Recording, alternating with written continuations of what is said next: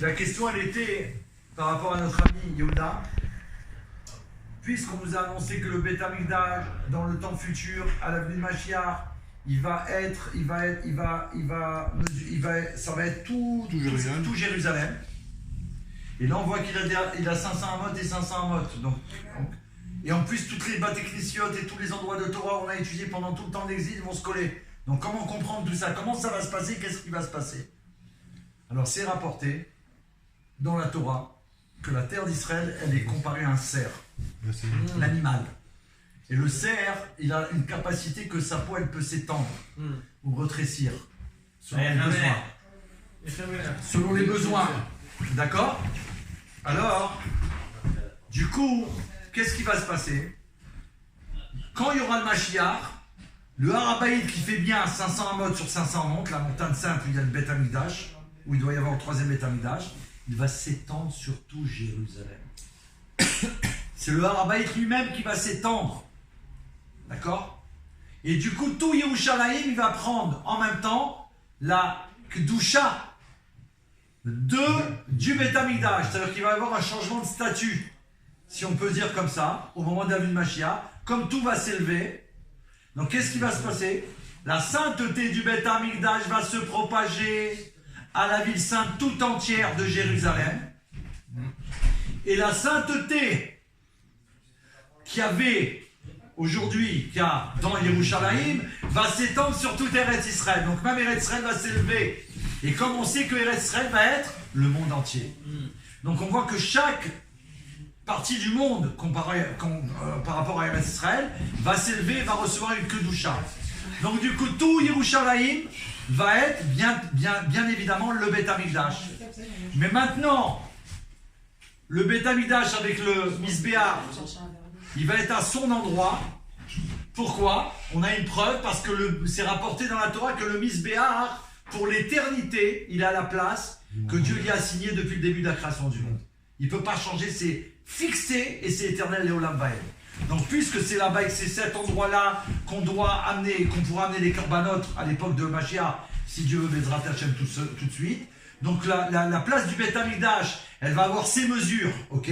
500 amot sur 500 amot, avec tous les détails qu'il y a, puisqu'on étudie les lois du Beth Amikdash, il y a vraiment des mesures pour les murailles, pour l'épaisseur, la hauteur des portes, tout est signifié, Baruch Hashem, grâce à Yecheskel le prophète, ça a été Dieu qui a transmis par un malach, un ange, d'accord? Mais ça n'empêche pas que tout Yerushalayim va être sanctifié et va devenir le Beth Amikdash. Donc je vais terminer avec une chose, mais avant pose une question. En fait, j'avais juste une question. Je voudrais savoir si toutes les villes allaient augmenter au niveau de leur dimension. Est-ce qu'ils vont tous grandir ou est-ce que c'est juste pour Jérusalem? Le Beth Amikdash, puisque lui va s'étendre, cette montagne sainte de 500 amot sur 500, elle va s'étendre et elle va grandir, ça devient Yerushalayim. D'accord. Et après on a dit que ce qui était Yerushalayim va devenir Israël, et Israël va s'étendre au monde entier. Donc ça va tout grandir. Donc à la finalité, Israël, il y a des villes d'Israël qui vont se retrouver hors Israël, en Chutz Laaretz, si on suit la logique. Oui et non. Parce qu'en fait, c'est pas ça. C'est que Chutz Laaretz sera plus Chutz Laaretz, sera Eretz HaKodesh. Le monde entier devient Eretz HaKodesh. Ce qui veut dire que le travail que les d'Israël ils ont eu pendant tout le temps d'exil de transformer le monde partout où on a été, ici on est chez toi, cet endroit maintenant que depuis avant qu'ils viennent s'installer et que maintenant qu'on a mis les postes de tefilin, qu'on a fait des qu'on a fait une Seuda Kasher, qu'on a fait des brachot, qu'on fait un Dvar Torah sur le troisième Beth Amikdash, qu'on s'est réjoui, qu'on a fait la volonté de Dieu, cet endroit où on est, si tu donnes la vraie adresse, il donne l'adresse, Los Angeles. Et il dit, Eretz HaKodesh. Ça s'appelle Eretz HaKodesh. On a transformé l'endroit. Ça s'appelle Eretz HaKodesh maintenant. Donc, puisque nous on a transformé, quand ça va se révéler, au moment de la vie de Mashiach. J'ai compris. Et pour terminer, dans le même Sefer, on a appris, et ça c'est un cadeau aussi gigantesque, c'est que à l'époque du Mishkan, dans le désert, qu'on avait avec Moshe Rabbeinu, quand on a fait toutes les 42 étapes, pendant les 40 ans dans le désert, qu'on a reçu la Torah, après notre sortie d'Égypte, qu'on a été libéré, Vous vous souvenez qu'on a fait 42 étapes pour arriver en Eretz HaKodesh. On était avec le Mishkan. Le Mishkan, c'était avant le Beth Amikdash. D'accord? C'était le futur Beth Amikdash. C'est grâce à ça qu'on va arriver au Beth Amikdash, qu'on va voir là le troisième éternel. Là-bas, il rapporte quelque chose d'extraordinaire. C'est quoi? C'est que le Mishkan, quand il y avait ces 42 étapes, à chaque fois, il fallait obtenir l'ordre de Dieu pour pouvoir changer d'étape ou s'installer à l'étape et faire l'étape que Dieu désirait. Des fois, ça durait un jour, des fois, ça durait plus de 30 ans. Dans le même endroit. D'accord? Et bien, il dit comme ça, pendant chaque étape, la Shrina de Dieu, quand Dieu leur donnait que ce soit fixé ici à tel endroit, elle se collait au Mishkan d'une façon telle qu'elle était comme une chose avec le Mishkan. Et là-bas, il dit quoi?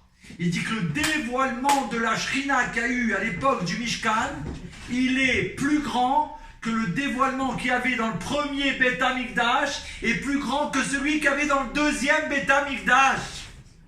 C'est incroyable. Et on peut aussi répondre pourquoi là-bas il ne le dit pas, mais Jalia Rabnir Simcha il l'a fait sous-entendre aussi, certainement parce qu'il a été construit des mains de Moshe Rabbeinu. Toutes les actions de Moshe Rabbeinu, elles sont éternelles. Mais vous imaginez, la Shrina elle était plus grande. Donc nous on peut se dire, attends, c'est incroyable. Et on va terminer avec ça.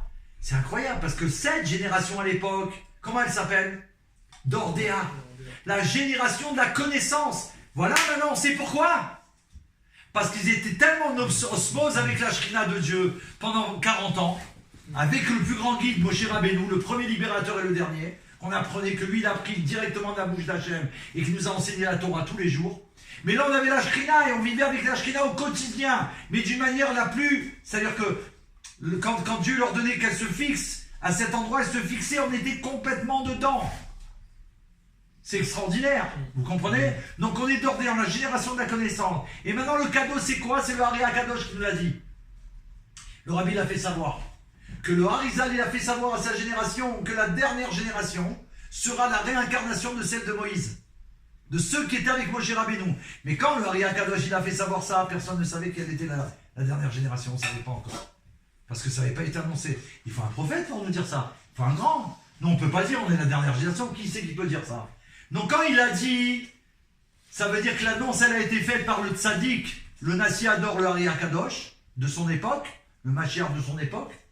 Mais maintenant on ne sait pas qui c'est. Il prévient à l'avance que la dernière génération sera la génération de celle de Moshe Rabbeinu qui était dans le désert, d'Ordéa. Les mêmes personnes, c'est-à-dire leur âme, dans un nouveau corps, on ne sait pas qui c'est. Il va falloir attendre tous les Rebbeim jusqu'au dernier Rabbi, le Rabbi Melech HaMashiach. Le Rabbi de notre génération, quand il devient Rabbi le Yud Shvat, c'est dans quelques jours.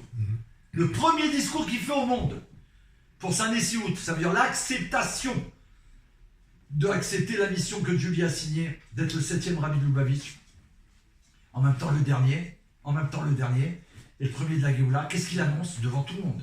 C'est publié dans le monde entier. Nous sommes la dernière génération de l'exil et la première de la délivrance. Ça veut dire qu'on reçoit le tampon que la génération qui est tuée avec Moïse, c'est toi, c'est moi, c'est nous, c'est nous. C'est nous. L'Ashgacha. Oui, mais l'Ashgacha, ça veut dire quoi? On n'apprend pas ça pour se... Venez, on va acheter des médailles, on va se les coller, c'est pas ça. C'est qu'on sache qui se cache derrière nous, si on peut dire comme ça, en toute modestie et simplicité, pour qu'on soit responsable de révéler la grandeur de notre âme et des connaissances qu'on a enfouies en nous. C'est-à-dire, il faut se réveiller, mes frères. Comment que c'est possible? Et après, tu peux comprendre, et là, ça me vient comme ça d'Hachem. Comment que c'est possible que c'est dans notre génération qu'il y a les plus grands dévoilements de Torah qu'il y a jamais eu dans le monde? Au niveau Torah, on n'a jamais eu autant. Et même quelqu'un qui n'a pas une bibliothèque chez lui aujourd'hui avec son outil tout simple qu'il a acheté, il peut avoir tous les livres de Torah qu'il veut, dans la langue qu'il veut. Donc on a toutes les révélations. Pourquoi ça nous est donné à nous? Justement parce que comme nous étions avec Moshe Rabbeinu et nous sommes d'ordre à cette génération de la connaissance, nous pouvons accéder à tout ce qui existe aujourd'hui et les révéler. Et ça va déclencher immédiatement la Géoula, Mitzvah Shlema. Amen. Immédiatement, Amen. Amen. Amen. Amen. Yechi Adonenu Borenu Berabenu Melech HaMashiach Le'olam Va'ed. Amen. רצוננו לראות את מלכנו. Now, nous voulons Amen. le roi. C'est un rachis dans la parole. Melech HaMashiach. Bientôt. je crois, Yom Revi, que là-bas, Rachid dit Retzoneinu lirot et malkenu. Nous voulons voir notre roi maintenant, now. Amen. Amen. Merci au réalisateur de la Géoula. Amen.